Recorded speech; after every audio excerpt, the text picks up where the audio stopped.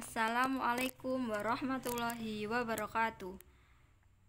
Halo teman-teman, perkenalkan nama saya Ella Mustaqul Fikriyah, NIM T 2017-4011. Di sini saya akan memaparkan skripsi saya yang berjudul Penerapan Metode Pembelajaran Kooperatif Tipe Mind Mapping dalam meningkatkan hasil belajar sejarah kebudayaan Islam siswa kelas 5 MI Inayatur Rahman, Curah Nongko, Jember.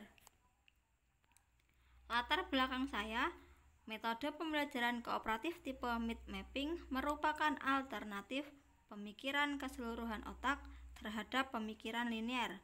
Mind Mapping menggapai ke segala arah dan menangkap berbagai pikiran dari segala arah.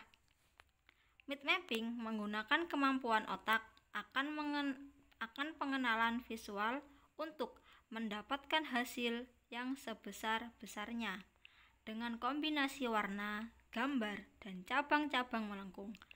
Mind Mapping lebih merangsang secara visual daripada metode pencatatan tradisional yang cenderung linier atau satu warna. Ini akan sangat mempermudah mengingat informasi karena otak memiliki kemampuan alami untuk pengenalan visual. Bahkan sebenarnya pengenalan visual merupakan pengenalan yang sempurna. Inilah sebabnya kita akan lebih mengingat informasi jika kita menggunakan gambar. Dalam hal ini, metode pembelajaran kooperatif tipe Mind Mapping dapat meningkatkan hasil belajar sejarah kebudayaan Islam. Rumusan masalah. Pertama, apakah metode pembelajaran kooperatif tipe Mind Mapping benar-benar efektif untuk meningkatkan hasil belajar dalam pembelajaran sejarah kebudayaan Islam di MI Inayatur Rahman, Curah Nongko, Jember? Kedua, faktor apa saja yang mendorong digunakannya metode pembelajaran kooperatif tipe Mind Mapping dalam pembelajaran sejarah kebudayaan Islam di MI Inayatur Rahman, Curah Nongko, Jember?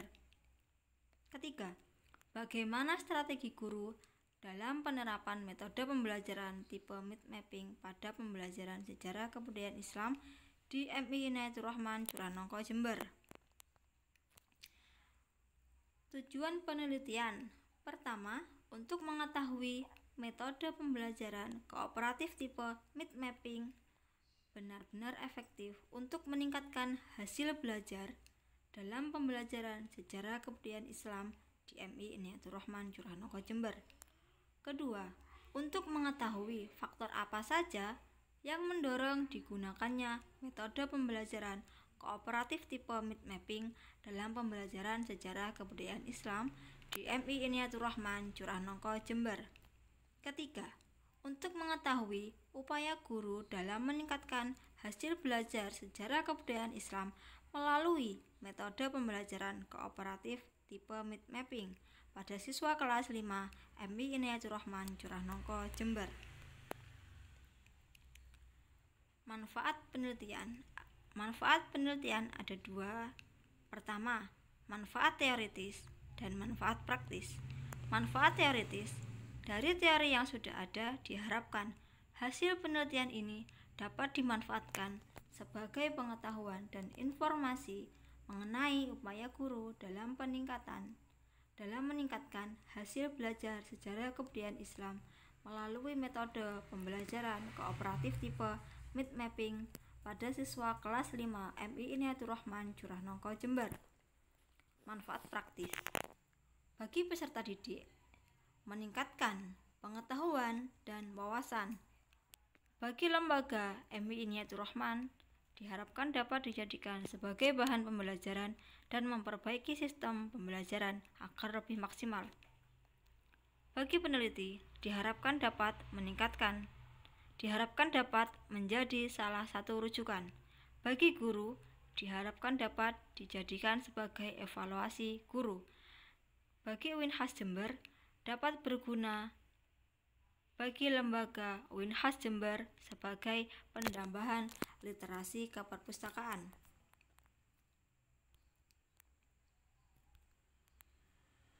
Selanjutnya, definisi istilah. Yang pertama, metode Mind Mapping Metode mind mapping termasuk cara yang sangat baik untuk menghasilkan dan menata gagasan sebelum memulai menulis. Dengan mind mapping, otak akan dibantu untuk berpikir kreatif dan terdorong untuk memunculkan ide-ide yang berkaitan. Hasil belajar. Hasil belajar adalah kemampuan yang dimiliki siswa setelah menerima pengalaman belajarnya. Kemampuan-kemampuan yang dimiliki siswa sebagai akibat dari perbuatan belajar dapat diamati melalui penampilan siswa. Sejarah kebudayaan Islam. Sejarah kebudayaan Islam merupakan salah satu mata pelajaran yang terhimpun dalam pendidikan agama Islam yang diajarkan berbagai jenjang pendidikan yang bernafaskan Islam. Pada jenjang pendidikan formal, sejarah kebudayaan Islam diajarkan di tingkat madrasah ibtidaiyah, madrasah sanawiyah, dan madrasah aliyah. Sejarah kebudayaan Islam merupakan catatan perkembangan hidup manusia muslim dari masa ke masa dalam beribadah, bermuamalah, dan berakhlak serta dalam pengembangan sistem dalam kehidupan atau penyebaran ajaran agama Islam yang dilandasi akidah. Mengulas kisah nyata, perilaku, dan kejadian penting orang-orang muslim dahulu, sehingga muslim pada masa sekarang dapat meneladani segala macam yang baik-baik dalam berperilaku dan menegakkan syariat Islam. Kajian pustaka meliputi penelitian terdahulu. Di sini penelitian terdahulu saya mengacu pada penelitian-penelitian yang sudah dilakukan sebelumnya. Yang pertama oleh Niluh Supadmi, I Gusti Lanang Wiratma, Luh Maharani Merta tahun 2019 dengan skripsi yang berjudul Pengaruh Modal Pembelajaran Mind Map terhadap Keaktifan dan Hasil Belajar Siswa kelas 7 di SMP Negeri Sumber Gempol tahun ajaran 2018-2019. Yang kedua, Eko Julianto, jurusan Pendidikan Agama Islam, Fakultas Agama Islam dari Universitas Muhammadiyah Magelang tahun 2018 dengan skripsi yang berjudul Implementasi Metode Mind Map dalam meningkatkan prestasi belajar siswa pada mata pelajaran Pendidikan Agama Islam di SMP Muhammadiyah 2 Sawangan. Berikutnya, Muhammad Ashabul Kahfi, jurusan Pendidikan Agama Islam, Fakultas Tarbiyah dan Ilmu Keguruan dari Universitas Islam Negeri Sunan Ampel, Surabaya tahun 2020 dengan skripsi yang berjudul Pengaruh Penerapan Media Pembelajaran Mind Mapping terhadap prestasi belajar PAI siswa kelas 8A di SMP Plus Sabilur Rasyad, Sidoarjo. Selanjutnya Ivan Riyadi, Lili Dahliani, Lili Hidayani, Rudini, Mahin Ainun Naim dengan jurnal Bulletin of Counseling and Psychotherapy tahun 2022 dengan jurnal yang berjudul Konseling Kelompok Berbantuan Mind Mapping untuk meningkatkan kreativitas dan hasil belajar. Selanjutnya kajian teori. Hasil belajar yang pertama, menurut Dimyanti dan Mujiono, hasil belajar ialah suatu hasil yang telah dicapai dalam bentuk angka-angka ataupun dalam bentuk skor setelah diberikan sebuah tes hasil belajar kepada setiap akhir pembelajaran berlangsung.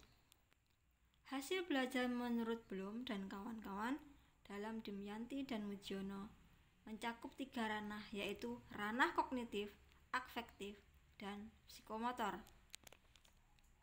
Untuk ranah kognitif meliputi pengetahuan, pemahaman, aplikasi, analisis, sintesis, evaluasi. Untuk ranah afektif, receiving, responding, jawaban, following penelitian, organisasi, karakteristik nilai. Psikomotor, gerakan refleks, kemampuan perseptual, kemampuan di bidang fisik dan gerakan skill komunikasi non-dekursif. Metode kooperatif mid mapping.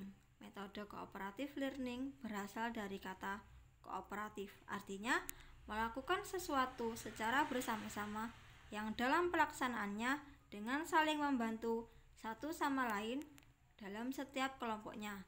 Model pembelajaran kooperatif merupakan metode pengajaran yang memberi kesempatan kepada siswa untuk saling bekerja sama antara sesamanya dalam menyelesaikan tugas-tugas yang sistematis. Pembelajaran kooperatif dikenal dengan pembelajaran secara berkelompok. Mid mapping adalah metode pembelajaran dengan menggunakan teknik mencatat yang mengembangkan potensi kerja otak yang terdapat dalam diri seseorang.